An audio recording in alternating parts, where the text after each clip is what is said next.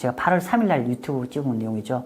8월 3일 날 여기 실제로 데이터가 발표되면서 노동시장 데이터가 굉장히 나쁘게 나왔잖아요. 시험 4.3까지 가면서 이때 미국 국채금리 3.7% 레벨까지 떨어졌어요. 근데 이제 그러다 보니까 이 당시에 또 많은 분들이 또 경침체 우려감을 하면서 국채를 매수하려고 했는데 뭐 그 당시에 채권 실전 클래스 분들한테는 많이 말씀을 드렸는데 어쨌건 제 유튜브에서도 그런 말씀을 드렸어요.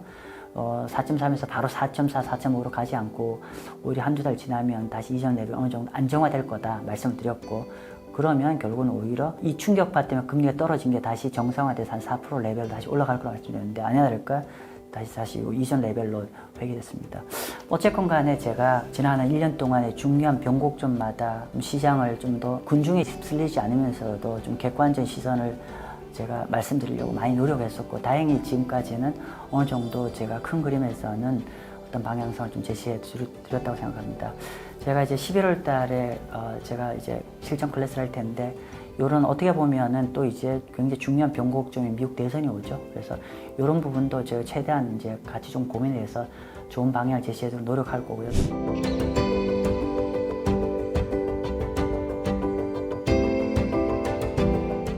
네, 마경환입니다. 오늘 이번 시간은 제가 최근 한 1년 동안에 미국 금리 좀 어떻게 제가 전망을 했었는지 한번 리뷰를 한번 해보는 시간 가지도록 하겠습니다. 첫 번째 내용은 여러분 잘 기억하시겠지만은 작년 10월 달에 미국 10년 국채 금리가 5%까지 올랐죠. 그 당시에 많은 분들이 금리가 6%, 7% 간다라고 많이 우려를 했었는데, 그때 제가 오히려 5%는 굉장히 매력적인 투자 기회라고 말씀드렸는데, 그 당시 동영상 한번 보도록 하죠. 작년 10월 26일 동영상입니다. 제가 9월 말부터 해서 이제 10월 한 달 동안에 제 개인적 뷰는 이렇게 된 거잖아요. 일반적으로 현재 마켓에서는 많은 유튜버들이 미국 국채 금리를 가지고 이런 뷰를 갖고 있었지 않습니까? 그러니까 좀 더 높게 올해 고금리가 유지될 거라는 게 일반적인 우려감이었고, 그래서 여러모로 이제 미국 국채 가격이 하락하고 금리가 계속 올라가는 좀 공포스러운 분위기였는데, 제가 이제 이달 초부터 계속 어떤 견지를 유지했냐면은 하이어 폴 롱거가 많은 사람들이 예측한 것만큼 그렇게 오래 유지될 수가 없다. 왜냐하면은 그렇게 하이어 폴 롱거가 되면은 상대적으로 경제 충격파가 굉장히 클 거기 때문에 결론적으로는 일반적으로 생각하는 것보다는 좀 더 경제 충격이 가서 오히려 보다 일찍 금리가 좀 추가적으로 올라가기는 어려운 구조이다라는 말씀을 좀 드렸었죠. 그래서 오히려 현재 이렇게 금리가 높게 올라온 거는 국채 투자자 입장에서는 굉장히 좋은 투자 타임이라는 게 제 개인적 뷰였습니다. 당시에도 제가 이제 많은 분들이 5% 실적 국채 금리가 다 올라갈 거로 많은 뷰를 했는데, 이제 제가 판단하기에는 좀 더 객관적으로 봐서는 오히려 그 금리가 굉장히 어떤 펀더멘탈의 여러 가지 종합적으로 봐서는 오히려 투자 기회라고 말씀을 좀 드렸는데, 결과적으로 이제 요 방송 전후를 통해서 그때 그냥 5%가 가는 고점으로 형성되면서 이후에 금리가 계속 좀 내려가게 되었죠. 만약에 제 유튜브를 보셨다면 좋은 투자기를 아마 이때 삼으셨을 겁니다. 자, 제가 두 번째로 여러분하고 좀 공유하고 싶은 내용은 어떤 거냐면은 제가 이제 작년 10월달 5% 금리 레벨에서 이후에 금리가 쭉 내려가면서 이제 작년 연말에 어떤 일이 있었냐면은, 그러니까 빌 에크만이라든지 많은 시장의 전문가들이 금년 3월 달부터 금리 인하를 할 거라고 시장에서 많이 예측을 했죠.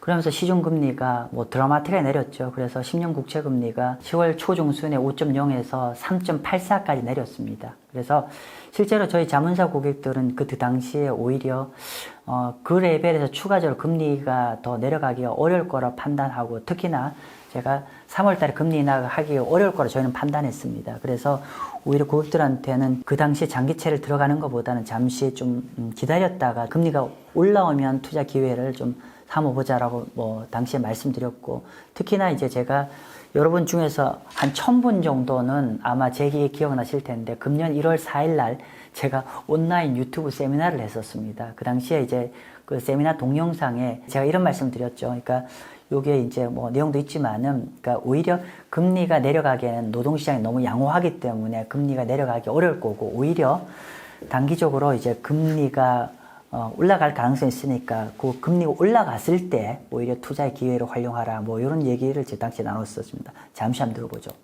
좀 안정적인 모습을 좀 보일 여지가 있습니다. 그러면 오히려 국채 금리는 조금 올라가겠죠. 반대로 그렇게 보고요. 그래서 결론적으로는 상방은 금리가 올라가더라도 물가가 내려가기 때문에 이전처럼 뭐 5%다 찍는 일은 없을 거라 보여지고, 왜냐면 물가가 내려가니까 이거는 어느 정도 확 올라가지는 못하게 할 것이고, 반대로 그렇다고 해서 단기적으로 금리가 확 내려가지는 못할 것 같다. 왜?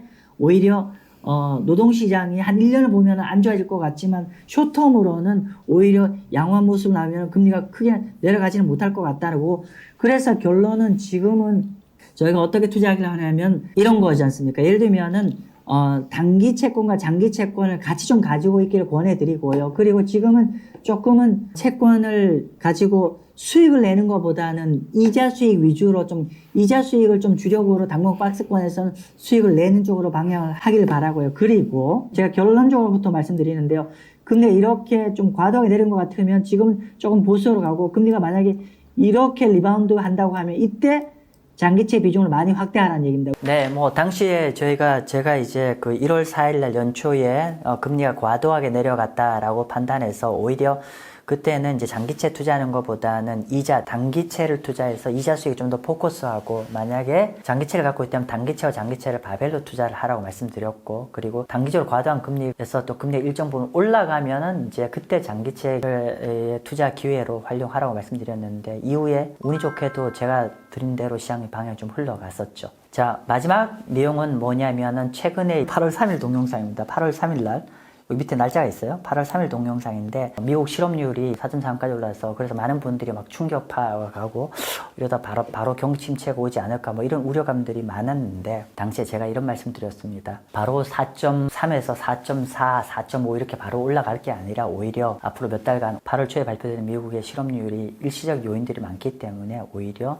향후 몇 달간은 오히려 좀 실업률이 안정화되는 추세가 될 거다. 따라서 오히려 지금 이제 경기 우려감 때문에 금리가 확 내려갔는데, 여기서 바로 채권을 매수하는 것보다는 장기채에 있으면 조금 매도하고 오히려 금리가 올라갈 때까지 좀 기다리십시오라는 얘기였습니다. 한번 들어보도록 하겠습니다.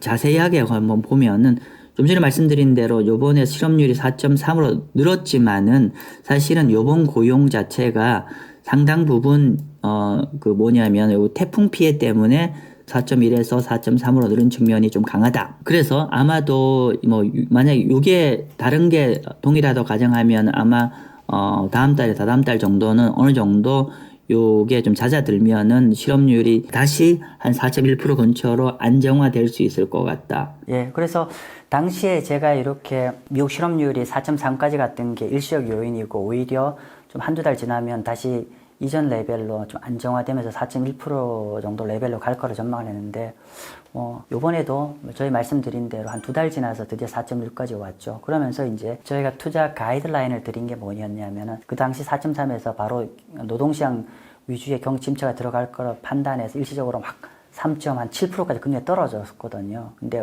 오히려 저희는 실업률이 다시 안정화될 거로 봤고, 그러면 결국은 과도하게 반영된 경기 침체 우려감 때문에 내려간 금리는 오히려 4% 위로 다시 재차 회복하지 않을 거라는 게 저희 비유였습니다. 근데 오늘 촬영한 기준으로 저희가 말씀드린 대로 지금 실제 실업률도 4.1까지 회복했고, 미국 국채금리도 그 이벤트가 발생하기 전 레벨인 4.2로 지금 회복을 한 것 같습니다.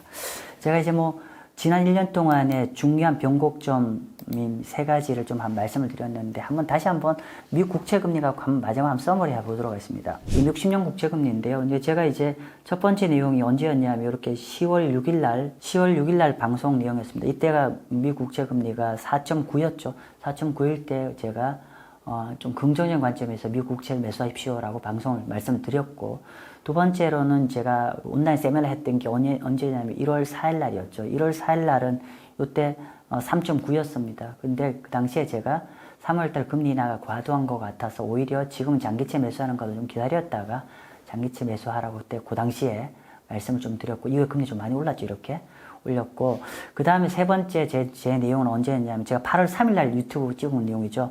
8월 3일 날 여기 실제로 데이터가 발표되면서 노동시장 데이터 굉장히 나쁘게 나왔잖아요. 시험 4.3까지 가면서 이때 미국 국채금리 3.7% 레벨까지 떨어졌어요. 근데 이제 그러다 보니까 이 당시에 또 많은 분들이 또 경침체 우려감을 하면서 국채를 매수하려고 했는데, 그 당시에 채권 실전 클래스 분들한테는 많이 말씀을 드렸는데, 어쨌든 제 유튜브에서도 그런 말씀을 드렸어요. 4.3에서 바로 4.4, 4.5로 가지 않고 오히려 한두 달 지나면 다시 이전 레벨 어느 정도 안정화될 거다 말씀을 드렸고, 그러면 결국은 오히려 이 충격파 때문에 금리가 떨어진 게 다시 정상화돼서 한 4% 레벨로 다시 올라갈 거라고 말씀드렸는데 아니나 다를까 다시 이전 레벨로 회귀됐습니다. 어쨌건 간에 제가 지난 한 1년 동안에 중요한 변곡점마다 시장을 좀 더 군중에 휩쓸리지 않으면서도 좀 객관적인 시선을 제가 말씀드리려고 많이 노력했었고 다행히 지금까지는 어느 정도 제가 큰 그림에서는 어떤 방향성을 좀 제시해 드렸다고 생각합니다.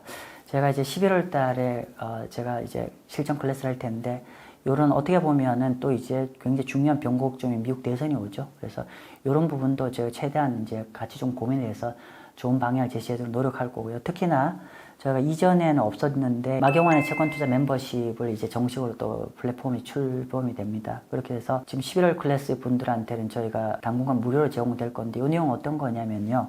제가 유튜브만을 통해서, 그러니까 사실 제가 굉장히 많은 자료를 보고 저희 회사 내부적 자료가 글로벌 매크로 자료가 나오는데 이제 유튜브에서는 굉장히 제한된 공간이고 그래서 절 많이 못 드리고 있고 또 반대로 이제 클래스에서도 아무래도 제가 이제 그동안 일주일에 한 번씩 수업만을 했는데 이제 실제로 워낙에 주간 단위로 중요한 매크로 인사이트가 되는 내용들이 많았는데 이런 것들을 좀 원활하게 제공할 수 있게 제가 이제 새로운 플랫폼을 하나 했습니다. 물론 이제 이번 11월 클래스 듣는 분들은 매크로 인사이트 부분들에 대해서 이제 무료로 보실 수 있게 저희가 서비스 추가적인 서비스를 드릴 겁니다. 아마도 요런 방금 제가 지난 1년 동안 했던 요런 인사이트 같은 내용들을 좀 많이 실어서 제가 보고 있는 매크로 인사이트 같이 좀 공유 드릴 수 있는 기회가 되었으면 좋겠습니다. 감사합니다.